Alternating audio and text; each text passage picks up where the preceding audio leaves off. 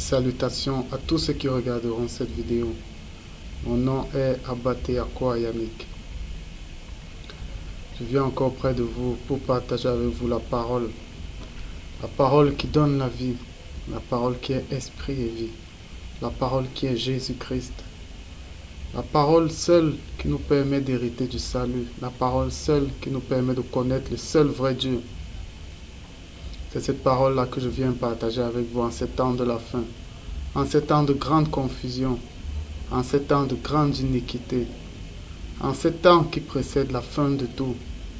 Seule la parole, seul Christ peut nous permettre d'hériter du salut, peut nous permettre d'hériter du royaume du Père, peut nous permettre de le connaître lorsque nous porterons le couronnement de notre gloire après avoir traversé la souffrance, après avoir traversé les persécutions, après avoir traversé les tribulations.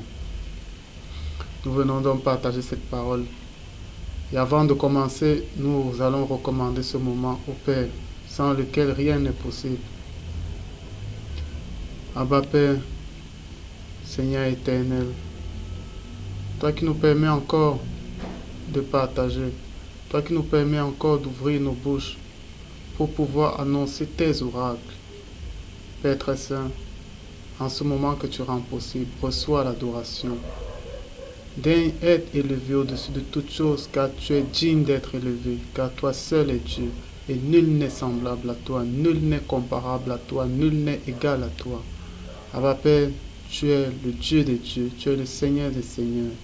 Tu es digne de recevoir la gloire, l'honneur, la louange, la sagesse, la richesse, la force, la puissance et les actions de grâce pour toutes choses, pour les battements de nos cœurs, pour la santé, pour ta protection, pour l'amour que tu nous accordes au nom du Seigneur Jésus-Christ. Père très saint, que ce moment encore te glorifie, que ce moment témoigne de ta toute-puissance par l'Esprit qui abondera, qui écrasera la chair, qui écrasera nos pensées humaines pour que toi seul sois glorifié au travers de ce moment, au travers de ta parole, au travers de Jésus-Christ.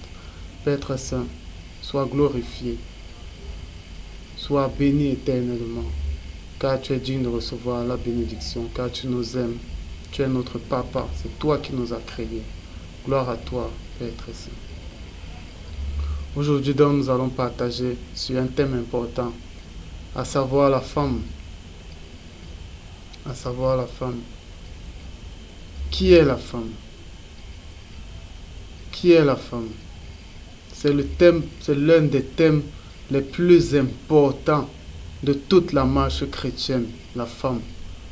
Parce que l'Église, c'est la femme. Ça, on va en parler. Pour connaître la femme, il faut rentrer à l'origine de la femme, à la création de la femme. Lorsqu'Adam a été créé, Dieu l'a créé à son image. L'image de Dieu, l'image du Père, le reflet de la gloire du Père, son image qui nous a permis de connaître, c'est Jésus. Ça veut dire quand on dit que l'homme a été créé à l'image de Dieu, du Père, il a été créé comme Jésus. Adam était le premier Jésus, il était une âme vivante. Il était comme Jésus, Adam, il manifestait les fruits de Jésus, il manifestait tout de Jésus. Mais il était Jésus dans l'astral, parce qu'il était une âme qui vivait. Mais Jésus, c'est la parole de Dieu, Jésus est spirituel. Mais il représentait Jésus dans l'astral. Maintenant, qu'est-ce qui s'est passé? Dieu a fait dormir, il a fait dormir Adam dans un profond sommeil. Posez-vous un peu la question. L'astral, ça veut dire le monde de l'âme. C'est le monde dans lequel on va quand on est dans le sommeil. Si donc Dieu a fait dormir Adam qui était une âme vivante, du sommeil, c'est dans quel sommeil qu'il est allé? Ce n'était pas dans le sommeil de l'âme, c'était dans un sommeil plus profond. Un sommeil de l'inconscience absolue. Parce qu'Adam ne devait pas être conscient quand on lui faisait cette opération chirurgicale. Il ne devait pas être conscient. Parce que c'était des choses hautement spirituelles. L'esprit même était là. Il était en train de travailler. Il était en train de créer, d'enlever quelque chose de lui. Adam était inconscient. Il était dans la faiblesse. Il était dans la faiblesse lorsque la femme a été faite à base de lui. Sa chair a été enlevée et de sa chair a été produit quelque chose. Et de cet être-là, avec cet être, il a formé une seule personne.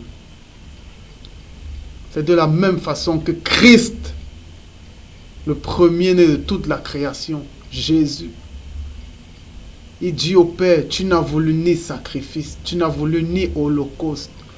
Tu avais en horreur ces choses, mais tu m'as formé un corps. Alors j'ai dit, je viens faire ta volonté. Tu m'as formé un corps, tu m'as formé des membres, tu m'as formé tes enfants, tu m'as formé ton église. Et c'est au travers de cette église que tu te glorifies. De la même façon, quand Adam a été tiré Ève, c'est un corps qu'on a donné à Adam par lequel il se glorifierait. La femme est une couronne de gloire pour son mari. Ça veut dire que c'est au travers de sa femme que l'homme se glorifie, au travers de l'aide que Dieu lui a faite. C'est au travers de la femme, au travers de ses bonnes œuvres, au travers de sa soumission, au travers de l'éducation qu'elle donne aux enfants que l'homme se glorifie, qu'il a l'honneur autour de lui, autour de son entourage. C'est la femme, parce que la femme a une très grande position. Quand Ève a été faite, elle a été faite belle à tous les niveaux.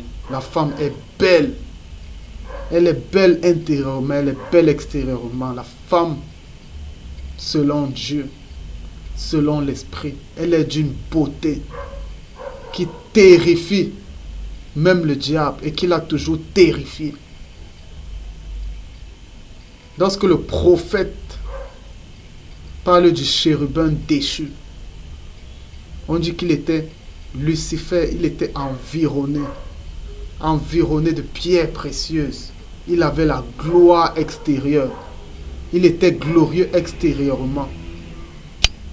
Mais Salomon, inspiré de l'Esprit Saint, il dit que la femme vaut plus que les pierres précieuses.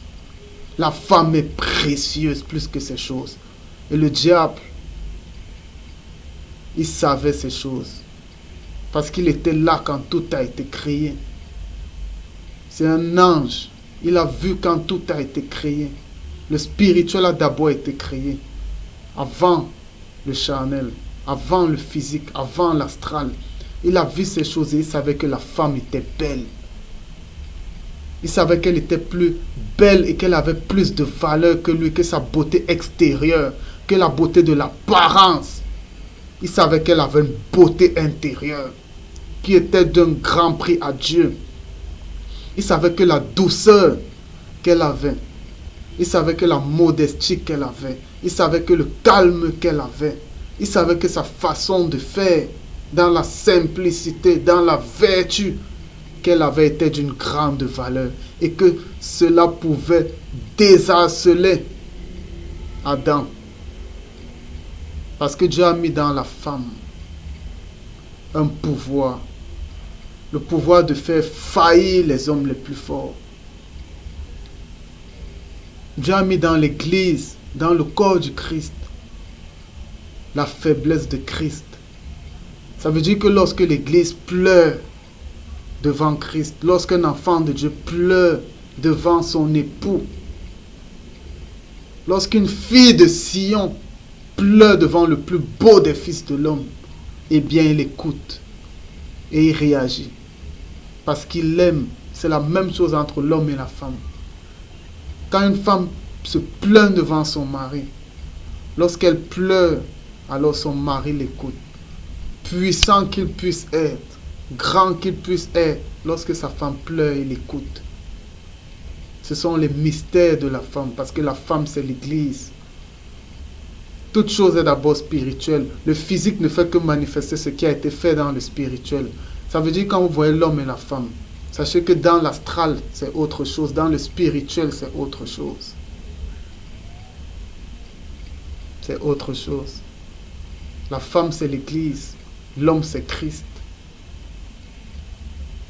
Et plus haut encore, Christ est soumis à son Père. Le Père, c'est l'autorité des autorités. Ça, c'est dans le spirituel, élevé au-dessus du spirituel. Tout c'est par niveau. La femme était belle et le diable a vu sa beauté. Il a vu qu'elle avait plus de valeur que lui. Parce qu'elle était capable de faire fléchir l'homme fort qui était Adam.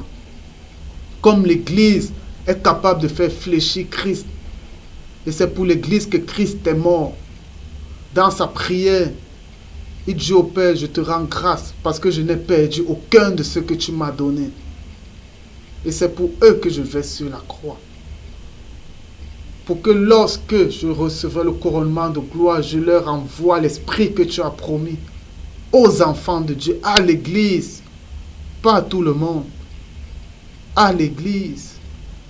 Seule l'Église touche le cœur de Christ. Seule l'Église, parce que l'Église c'est son corps. Lorsqu'on endolorit ton corps, la tête te fait mal. La tête c'est le chef. Mais lorsque les membres ont mal, la tête a mal.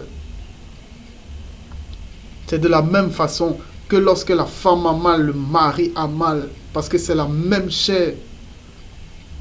C'est la même chair. Et le malin a su que c'est par elle qu'il pouvait passer. Pour une raison, c'est que la femme est sortie de la chair. La femme a cette beauté, mais elle reste charnelle. Parce qu'elle a été faite de la chair. Ça veut dire qu'elle reste avec une convoitise. Parce qu'elle est belle. Et parce qu'elle est amenée à refléter la beauté. Mais elle convoite parce qu'elle est charnelle, elle est physique. Comme l'Église est physique et Christ est spirituel. C'est la même chose que l'Église physique a de la convoitise. Mais l'Église doit combattre cette convoitise. Chaque jour, tu dois combattre tes propres convoitises. Grâce à Christ, grâce à l'époux. La femme doit se confier à son mari. C'est grâce à lui qu'elle peut combattre ses convoitises dans le cadre du dialogue, dans le cadre de la soumission. La femme représente l'Église. Elle était tellement belle, le diable a vu qu'il pouvait passer par elle. Qu'est-ce qu'il a fait? Il est allé réveiller sa convoitise. Il est allé réveiller sa convoitise. Il a dit, est-ce qu'on vous a vraiment dit de ne pas? Elle a convoité la connaissance du bien et du mal. Et elle a été instruite sur ça. C'était la convoitise. Parce qu'il savait qu'elle était physique, qu'elle était charnelle. Le charnel convoite. Adam ne pouvait pas convoiter parce qu'il avait été fait esprit et âme. Mais la femme, elle a convoité. Et c'est par elle que le malheur est passé. Parce qu'il a fait prendre conscience de ce qu'elle voyait, non de ce qu'elle était. La femme est belle, elle est forte de l'intérieur. Parce que Dieu a mis en elle la force de pouvoir faire fléchir celui qui est supérieur. Par les fruits de l'intérieur, pas par l'extérieur. Lorsque la femme commence à s'accrocher à sa beauté extérieure, elle devient charnelle. Elle devient charnelle et elle est séduite. La beauté de la femme est intérieure. Ça dépend des fruits qu'elle manifeste. Et elle les manifeste plus que l'homme. Elle les manifeste plus parce qu'elle a été tirée de ça. Elle a été tirée de l'astral et du physique. Mais l'homme est spirituel. Elle a plus de facilité à marcher dans le monde de l'astral. C'est pour ça qu'on utilise beaucoup les femmes pour envoûter les gens dans le monde astral. Parce qu'elle a plus de facilité. Elle a été créée dans ça. Donc, une femme qui regarde à la beauté extérieure, aux choses extérieures, à sa propre beauté extérieure, c'est l'orgueil qui monte. Et donc que l'orgueil monte, elle devient semblable au malin. Elle devient semblable à Lucifer. Parce que c'est le mal, c'est l'orgueil qui l'a détourné. Il était intègre dans toutes ses voies. Jusqu'à ce que sa propre beauté extérieure le trompe. C'est la même chose avec la femme. La femme vertueuse ne regarde pas à sa gloire extérieure, mais elle manifeste les fruits de l'intérieur. Non seulement pour ses enfants, mais également pour toute sa famille. Et sa beauté extérieure maintenant, qu'est-ce qu'elle fait? Elle la voile, elle la cache. C'est un signe d'humilité, un signe de modestie. C'est pourquoi quand vous allez lire la lettre dans Ecclésiaste que Salomon a écrit, inspiré de l'esprit, lorsqu'il parle, lorsqu'il décrit la femme, tes cheveux sont comme ça, tes yeux sont comme ça. Il dit derrière le voile, parce que la gloire doit être cachée. On ne conteste pas la gloire avec Dieu.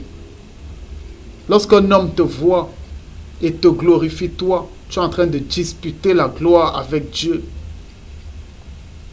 La gloire revient à Dieu, c'est pourquoi la femme doit se voiler, elle doit cacher sa gloire. Par la modestie, par la simplicité. Elle doit cacher, elle doit revêtir les fruits qui cachent sa gloire, au lieu d'exhiber la gloire extérieure comme ça se fait aujourd'hui. Au lieu d'être artificiel. Quand Moïse parlait avec Dieu, la gloire se reflétait sur son visage. Il aurait pu marcher avec cette gloire. Les gens allaient le prendre pour Dieu, mais il se voilait. Il se voilait parce que la gloire revient à Dieu et à Dieu seul. C'est pourquoi nous également, on est appelés à être humbles. On voile la gloire. Peu importe les dons que Dieu nous donne. Peu importe les bénédictions qu'il nous fait. On est amené à rester humble, à voiler la gloire pour que la gloire lui revienne à lui seul. Pas à Jésus-Christ. Pas à Jésus-Christ. Aujourd'hui, les femmes sont artificielles. Artificielle. Tu te dis chrétienne, tu es artificielle. Ça, ce n'est pas de Dieu. La femme chrétienne est naturelle parce que Dieu a créé tout naturellement et tout était bon. Maintenant, je peux comprendre qu'avec les progrès de la science, par la connaissance que Dieu a donnée aux hommes, tu peux avoir une malformation dans un accident. Tu fais de la chirurgie esthétique. Il n'y a pas de problème. L'important, c'est le fruit qui découle de ce que tu fais. Si tu es né avec des malformations, on est obligé de te faire des trucs artificiels à certains niveaux. Ou bien on te fait une prothèse, ou ce genre de choses. Gloire à Dieu. C'est le progrès de la science. Dieu a donné la connaissance aux scientifiques. Mais si ton artifice, c'est pour te glorifier, c'est pour que les gens voient une beauté artificielle, faite de rouge à lèvres, de mascara, de mèches brésiliennes, ça, ce n'est pas de Dieu. Je vais prendre un exemple, la femme noire. Dieu a créé la femme noire avec des cheveux crépus. C'est la beauté de Dieu. Lorsque Salomon parlait de la tsunami, il les levait parce qu'elle était belle même étant noire. Il les levait. Mais aujourd'hui, les femmes noires veulent ressembler aux blanches. Décapage, mèches brésiliennes, perruque sur la tête. Ça, ce n'est pas de Dieu. Ça, c'est le monde. Lorsqu'on a tout abandonné, on ne se soucie plus de plaire au monde. On ne met plus ces choses. On garde nos cheveux naturels. Et c'est parce que vous mettez ces choses que vous devenez chauve. Vos cheveux ne poussent plus. Parce que vous avez ajouté à ce que Dieu a créé. Comme pour lui dire que mon Dieu, on va te montrer comment nous sommes belles de nous-mêmes. C'est Dieu qui donne la beauté à la femme. Et ça commence par la beauté intérieure. À travers les dons de l'esprit que la femme manifeste à profusion. Lorsqu'elle s'est consacrée à l'esprit. Lorsqu'elle s'est consacrée à l'esprit. La femme a été tirée de l'astral. La femme est plus attachée aux songes, aux rêves que l'homme. Elle est plus attachée aux choses astrales, aux choses mystiques que l'homme. Lorsque Christ a été livré, quand Dieu a voulu avertir Pilate, il est passé par sa femme. La femme est plus prompte à ces choses. C'est pour cela que quand vous formez une chair, sachez que vous êtes plus spirituel, mais la femme est plus dans l'astral. Dans la nuit, là, la femme combat dans l'astral pour vous.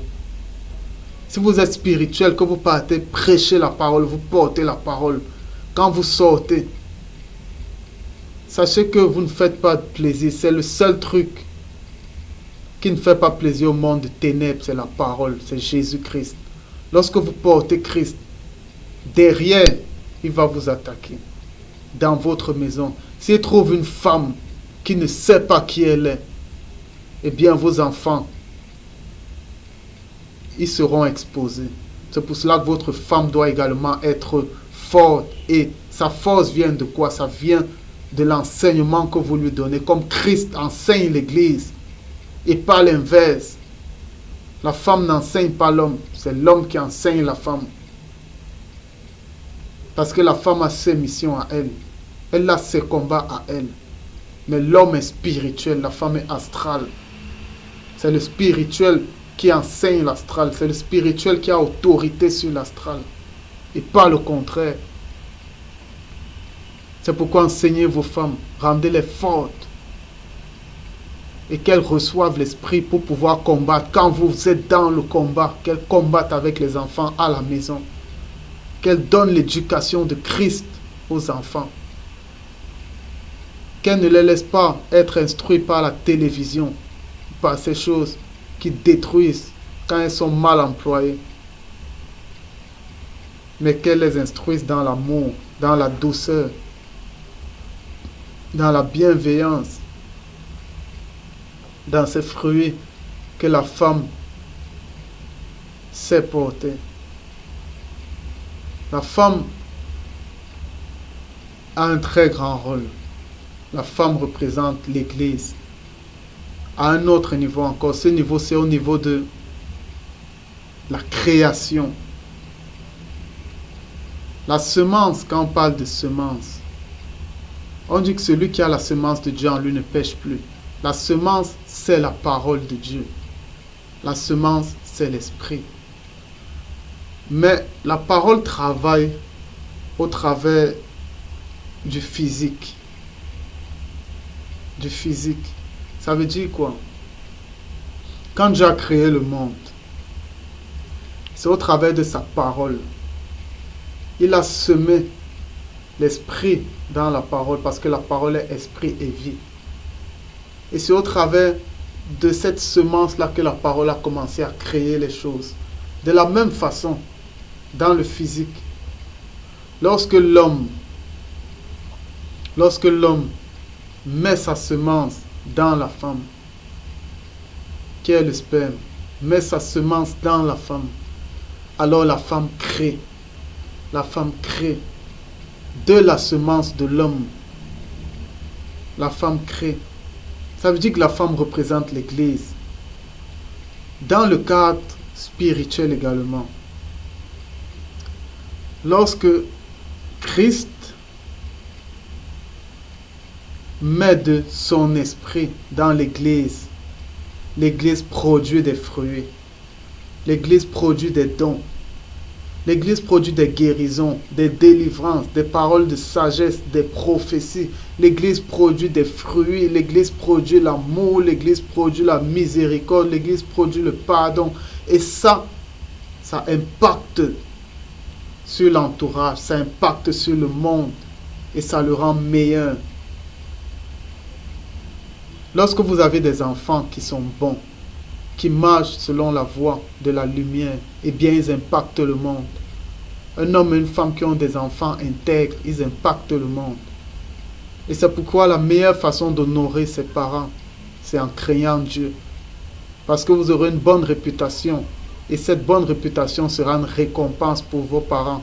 Parce que les gens qui vont vous donnez cette réputation vont toujours se poser la question d'où sortent même ces personnes. Et ce sera une gloire pour vos parents. Ce sera une gloire pour vos parents. La femme porte la semence et elle donne la vie. L'Église porte la semence de Christ, qui est la parole, qui est l'esprit, et elle donne la vie pour le salut des nations. Pour le salut des nations et l'accomplissement de la volonté de Dieu, de son dessein qui est que tous les hommes soient sauvés. Tous les hommes soient sauvés. L'Église, comme la femme, est la faiblesse de Christ. Parce que quand la femme pleure, quand l'Église pleure, eh bien Christ suit. Et il est capable de se repentir, même d'un désastre qu'il pouvait faire. Quand l'Église pleure, quand l'épouse pleure, de la même façon, quand on veut faire fléchir un homme, on passe par sa femme.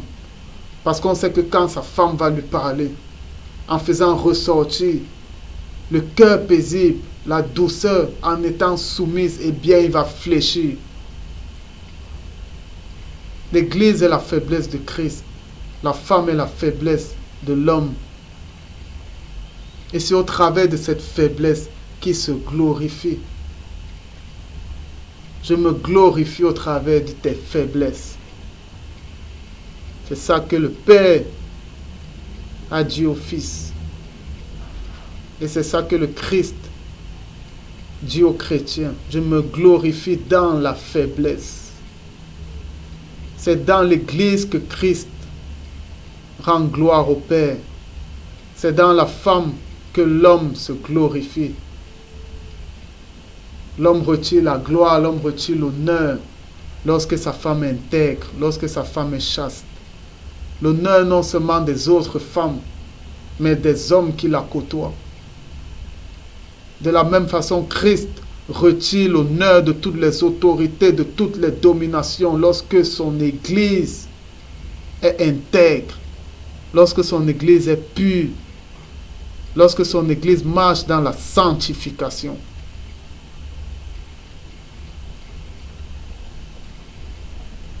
La femme est une couronne d'honneur pour son mari. Pour son mari. La femme est une couronne d'honneur pour Christ. L'Église, qui est la femme, dans le spirituel, elle est une fille de Sion. Et le Christ est le plus beau des fils de l'homme. L'Église est couverte d'or. Elle a un fin lin. Le fin lin, ce sont les œuvres justes. Les œuvres de la foi. Les œuvres de l'esprit. Lorsqu'on nous représente, nous, parce que nous sommes tous des femmes dans le monde spirituel et Christ est notre époux. C'est pourquoi nous pouvons parler des choses d'amour. Parce que nous sommes aimés. Que nous soyons mariés, que nous ayons connu des femmes ou pas. On peut parler d'amour parce que nous avons l'amour de Christ. Cela veut dire quoi? Cela veut dire que dans le monde spirituel, nous sommes des femmes. Avec de l'or, avec du fin lin, avec des pierres précieuses. Nous avons ça, mais nous avons plus que tout, le cœur et les sentiments de Christ. Nous sommes attachés à notre époux et nous ne regardons plus à la maison de notre Père, à la boue dans laquelle on nous a sortis, mais nous regardons à notre époux. Comme la femme, l'Église a un moment, un temps d'amour, un temps où elle commence à être convoitée parce que sa beauté est extérieure, sa beauté est une gloire pour son mari, pour Christ. Parce que au travers de l'Église, il se glorifie. Eh bien, cette gloire attire les autres. C'est là où on parle d'adultère spirituel. Lorsque tu quittes ton mari pour un autre mari dans le spirituel, pour d'autres dieux, pour la prostitution, pour la cupidité, pour la convoitise, pour l'avidité, pour l'élévation, pour la gloire personnelle, lorsque tu vas vers ces autres dieux, tu es adultère. Parce que tu as le sceau de tes fiançailles, le sceau de tes fiançailles qui est l'Esprit Saint, qui te rappelle que tu es lié Et que bientôt tu vas assister au festin des noces où tu vas te marier avec l'époux, avec Jésus-Christ, dans le royaume des cieux que tu hériteras. Que tu hériteras. La femme est vraiment d'une grande importance. La femme est un don. Qu'est-ce qu'un don? La femme est un don. Ça aussi c'est important. Ça veut dire quoi? Premièrement, un don n'est pas amené à être malmené. Ça veut dire quoi? Si Dieu vous donne un don de guérison, vous n'êtes pas là pour le brutaliser, mais vous devez l'entretenir. Vous devez le caresser. Vous devez le cajoler. Vous devez tout faire pour qu'il croisse. Ça veut dire quoi? La femme, lorsque vous prenez une femme, elle n'est pas amenée à souffrir. La femme n'est pas amenée à souffrir. La femme n'est pas faite pour la souffrance. Si vous sentez que vous n'êtes pas capable de la gérer sans qu'elle ne souffre, ne la prenez pas. Ne vous engagez pas.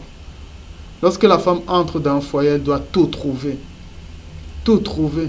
Et vous devez vous arranger en sorte que jamais elle n'ait de la tristesse. Elle doit toujours avoir de la joie. Elle doit toujours être dans le bonheur. Parce que la femme, c'est un don. Et les dons, on les cajole. La femme, c'est une bénédiction. Non seulement lorsque Dieu vous la donne comme épouse, mais également quand il vous la donne comme votre fille.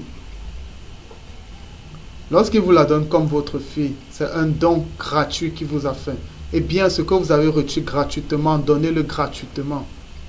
Si quelqu'un vient demander votre fille, que vous avez fait croire dans la connaissance de Dieu, eh bien, donnez, c'est un don qu'on vous a fait.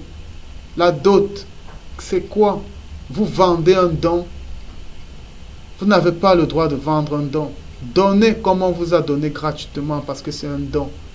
Et celui à qui vous faites don, eh bien, qui l'entretienne ce don, qui fait croître ce don, et que ce don puisse servir au salut, que ce don puisse produire des fruits. C'est pourquoi on dit que la femme est un don qui vient de Dieu. La femme n'est pas amenée à souffrir où elle va. La femme est un don. Et il y a un temps pour que Dieu te fasse don de certaines choses. Souvent, des gens forcent. Et lorsqu'on force les choses, on se trouve devant une impasse. Ça veut dire avant que Dieu te donne une femme, il faut qu'il te trouve en train de faire des choses. Il faut qu'il t'ait déjà édifié sur ce qu'est la femme. Il faut qu'il t'ait édifié sur ce qu'est le mariage. Ça veut dire avant que Dieu te fasse ce don, il va te donner la provision qui va pour qu'elle ne souffre pas. Et il va t'édifier sur ce qu'est la femme. La femme est précieuse. La femme, c'est un don. La femme mérite la douceur. Elle ne doit jamais être triste. N'affligez pas vos femmes. Aimez-les. Aimez-la. Dans la lettre, Paul décrit l'amour.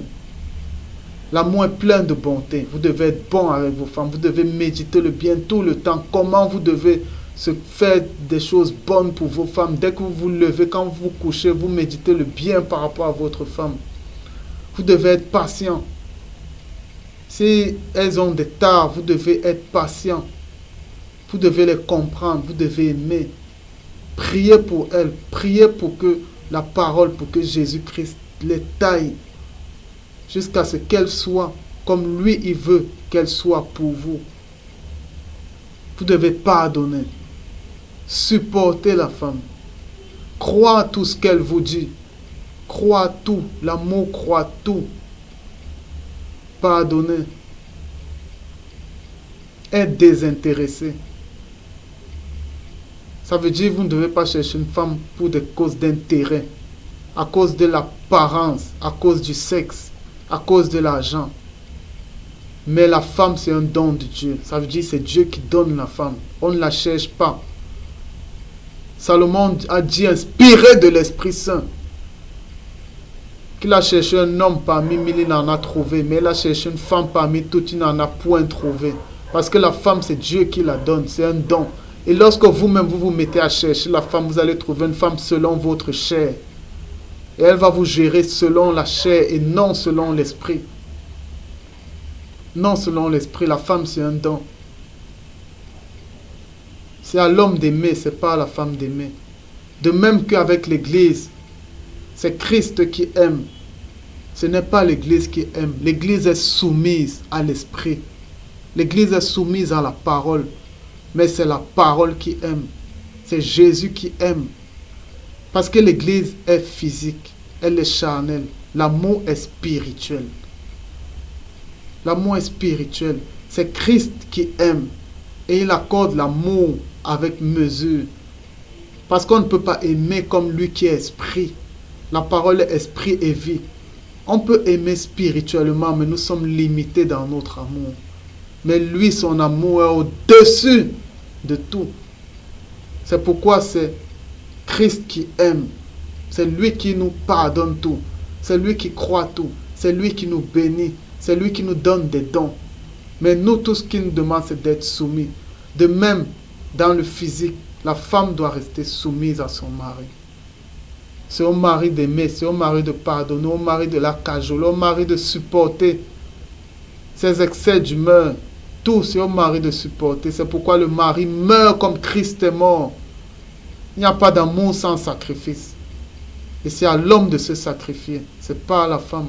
La femme n'a pas été faite pour ça. La femme a été faite pour être joyeuse, pour être ton aide.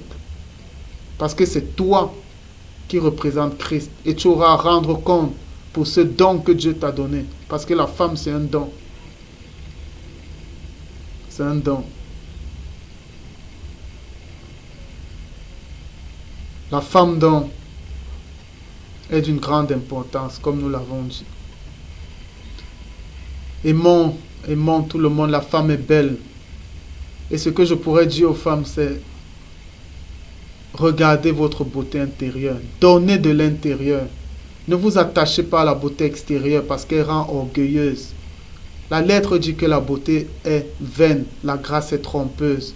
Mais seule la femme vertueuse sera louée. Eh bien, soyez vertueuses, mes sœurs. Je vais recommander la fin de cet enseignement à notre Père. Père très saint, toi qui as rendu possible ce partage, ce moment, mon Dieu, nous t'élevons. Reçois l'adoration, reçois la gloire, reçois la sagesse. Père très saint, que cet enseignement, par ton Esprit Saint, puisse toucher le cœur pour le salut des âmes. Abba Père, nous te bénissons de ce que tu as fait de nous. Daigne surabonder en nous de ta parole et daigne nous garder fidèles à toi jusqu'à l'avènement du Seigneur Jésus-Christ. À toi, le roi des siècles, à toi le seul Dieu, soit l'honneur et la gloire d'éternité en éternité, de siècle en siècle, au nom du Seigneur Jésus-Christ de Nazareth. Amen. Shalom mes frères. Que Dieu vous bénisse.